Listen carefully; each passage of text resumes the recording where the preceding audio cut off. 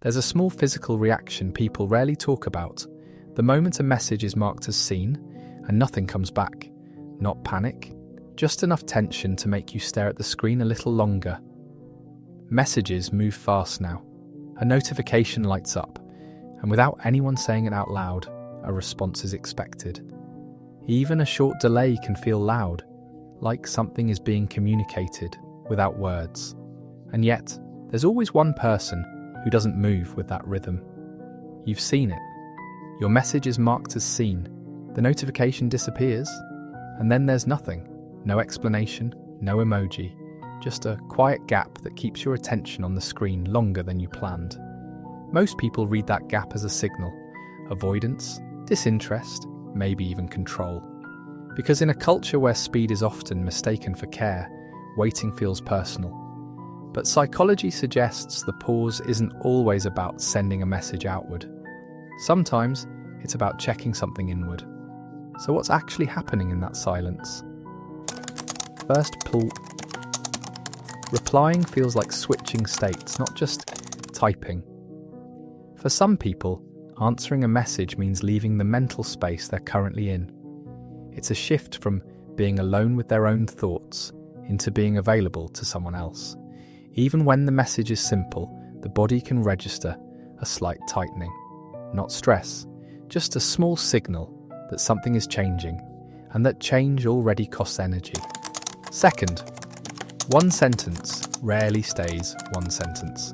They don't just see a message, they see what might follow. A reply becomes a thread. A thread becomes a rhythm. Tone starts to matter. Expectations quietly form. For them, replying quickly can feel like agreeing to a pace they haven't chosen yet. The pause isn't about distance. It's about not stepping into a flow they're not ready to maintain. Third, they don't trust themselves when replying too fast. Some people know this about themselves. When they answer while tired or tense, their words come out flatter, sharper, or less honest than they intend. They'd rather respond later with one grounded sentence than reply immediately with something that doesn't feel real. Waiting becomes a way of protecting sincerity, not withholding it. From the outside, this can be confusing. You see someone with time, a phone in hand, doing nothing urgent. It looks like they could reply, and that's where misunderstanding begins. We confuse visible availability with inner capacity. A quiet moment doesn't mean an empty mind. For the person who hasn't replied yet, the feeling is often very simple. They don't feel cold or strategic.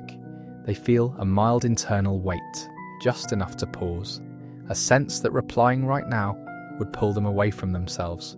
So they put the phone down, make tea, look out a window, finish what they were doing, or sit with the discomfort of not responding. Meanwhile, on the other side of the screen, waiting rarely stays neutral.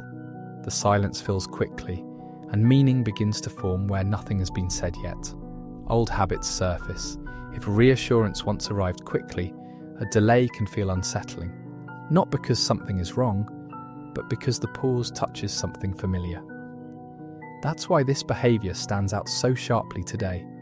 It interrupts the script of instant confirmation, creating a moment where attention isn't immediately returned.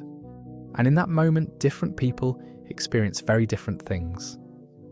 If you felt this before, you probably remember the sensation more than the details. The small drop in your stomach when you see seen. The urge to reread your message, the temptation to send something else, just to release the tension.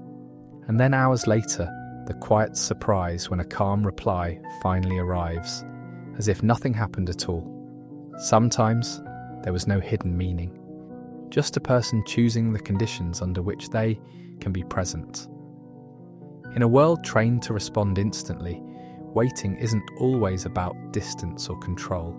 Sometimes it's simply about not abandoning yourself in the process of staying connected. And when you think of someone who replies like this, what do you assume about them before you've ever asked what their pause actually means? If you enjoy calm, psychology-based videos about everyday human behaviour, subscribe for more thoughtful explorations of the human mind.